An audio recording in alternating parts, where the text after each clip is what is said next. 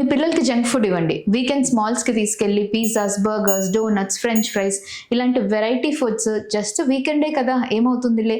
అదొక బ్రేక్ లాగా plus week day అంతా స్ట్రిక్ట్ పెట్టేసి ఒక వీకెండ్ మాత్రం మాల్‌కి తీసేసి వాళ్ళకి ఇదొక చీట్ మీల్ అని ఈ డే ఎంజాయ్ చేయొచ్చు అని అలవాటు చేపిచ్చే కల్చర్ మీరు ఇప్పటి నుంచే కనుక స్టార్ట్ చేస్తే దీని లాంగ్ టర్మ్ ఎఫెక్ట్ ఏమవుతుందో తెలుసా?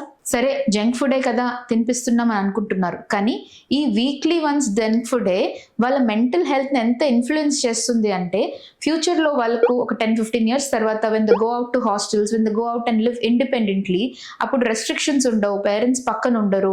ఫ్రెండ్స్‌తో ఎంజాయ్ చేస్తూ ఇలా జంక్ ఫుడ్‌కి అలవాటు పడిపోయి నా దగ్గరికి యంగ్ ఏజ్‌లోనే knee joint pains, back pains and ఇలాంటి నెక్ పెయిన్స్ ఇలాంటి మల్టిపుల్ ఆర్థరైటిస్ పెయిన్స్ తోటి వస్తూ ఉంటారు. ఎందుకో తెలుసా?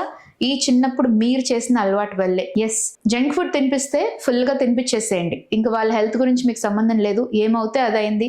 హ్యాపీగా బతికేద్దాం అని అనుకోండి. లేదా స్ట్రిక్ట్‌గా హెల్తీ ఫుడ్డే తినిపించండి. అంతేగాని వీకెండ్స్ కదా ఓన్లీ వీకెండ్‌కి ఏమవుతుంది అన్న కల్చర్ మాత్రం మీ పిల్లల్లో ఇన్కల్కేట్ చేయకండి. Later they will not be in your hands to control. రేపు కలుద్దాం. మీ డాక్టర్ కార్తికా రెడ్డి.